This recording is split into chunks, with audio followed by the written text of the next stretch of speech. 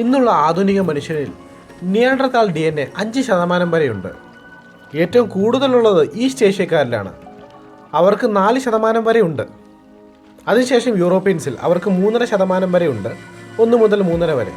പിന്നെ സൗത്ത് ഏഷ്യക്കാരിൽ 1.5, 2, 2.5 വരെയൊക്കെ നിയാൻഡർതാൽ DNA ഉണ്ട്. എന്നാൽ നിയാൻഡർതാൽ DNA ഇല്ലാത്തത് ആഫ്രിക്കയിലെ മനുഷ്യരിലാണ്. മാത്രമല്ല പാപ്പുവ ന്യൂഗിനിയയിലെയും മെലനേഷ്യയിലെയും ആളുകളിൽ നിയാൻഡർതാൽ DNAയും ഉണ്ട്, ഡെനിസോവിയൻ DNAയും ഉണ്ട്. ഈ 3 മനുഷ്യരുടെ മിക്സാണ് പാപ്പുവ ന്യൂഗിനിയയിലെ ആളുകൾ, അല്ലെ മെലനേഷ്യക്കാർ. ഇവരിൽ ഡെനിസോവിയൻ DNA 6%വും നിയാൻഡർതാൽ DNA 2%വും ഉണ്ട്. നിയാൻഡർതാലിന്റെ ഡെനിസോവിന്റെ DNA മനുഷ്യരിൽ എത്തിയതിനു ശേഷം മനുഷ്യർക്ക് ഒരുപാട് രോഗങ്ങളും ഉണ്ടായി.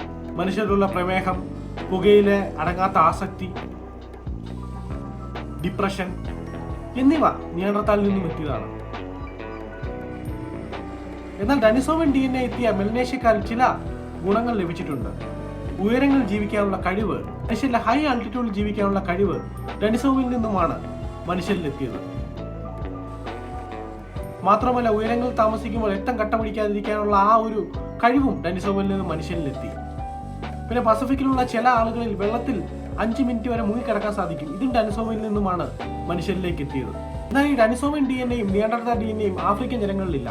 ആഫ്രിക്കയുടെ പുറത്തുള്ള ജനങ്ങളിൽ മാത്രമേ ഈ DNA ഉള്ളൂ.